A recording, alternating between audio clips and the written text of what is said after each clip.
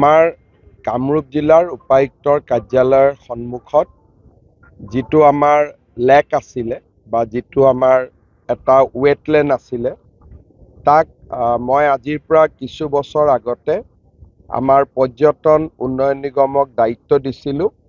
আমি যাতে ইয়াক খুব সুন্দৰ কৰি নিৰ্মাণ কৰি পৰ্যটকৰ এটা আকৰ্ষণীয় স্থান হিচাপে নিৰ্মাণ কৰিব পাৰোঁ। আজি আমি দেখা পাইছোঁ যে এই গোটেই অঞ্চলটো বা গোটেই লেকটো ATDC আসাম টুৰিজিম ডেভেলপমেণ্ট কৰ্পৰেশ্যনে সুন্দৰ কৰি নিৰ্মাণ কৰি উলিয়াইছে।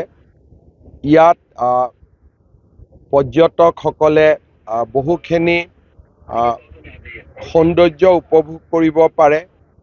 নাও আদিৰে বা বিভিন্ন একুৱা চাইকেল আদি বিভিন্ন আধুনিক আমাৰ ভেহিকুলৰ জৰিয়তে পানীৰ মাজত যাব পাৰে, পানী চাব পাৰে আৰু ইয়াতে ফুড ষ্টল আদিও খুব সুন্দৰ কৰি নিৰ্মাণ হৈছে।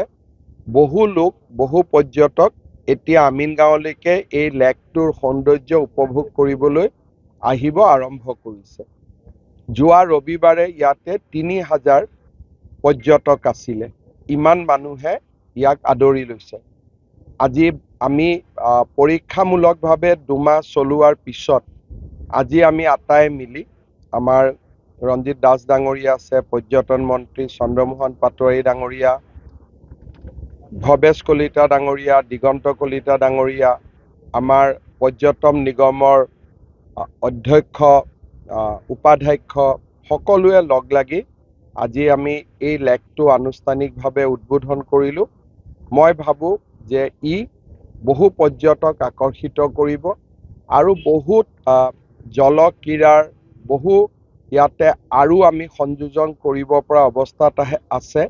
লাহে লাহে সংযোজনো হৈ থাকিব আৰু ই এটা সুন্দৰ টুৰিষ্ট স্পট হিচাপে গঢ় লৈ উঠিব।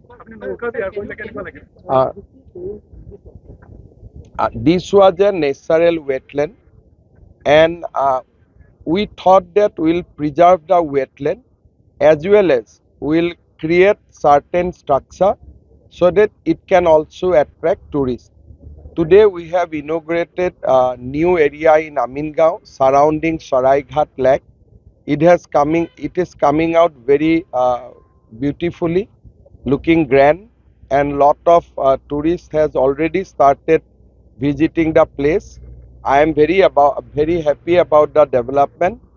I am sure that the beauty of this lake will be further enhanced in days to come by Assam Tourism Development Corporation. যিকোনো খবৰৰ বাবে যোগাযোগ কৰক 7099017330 লগতে 7099017110 নম্বৰত।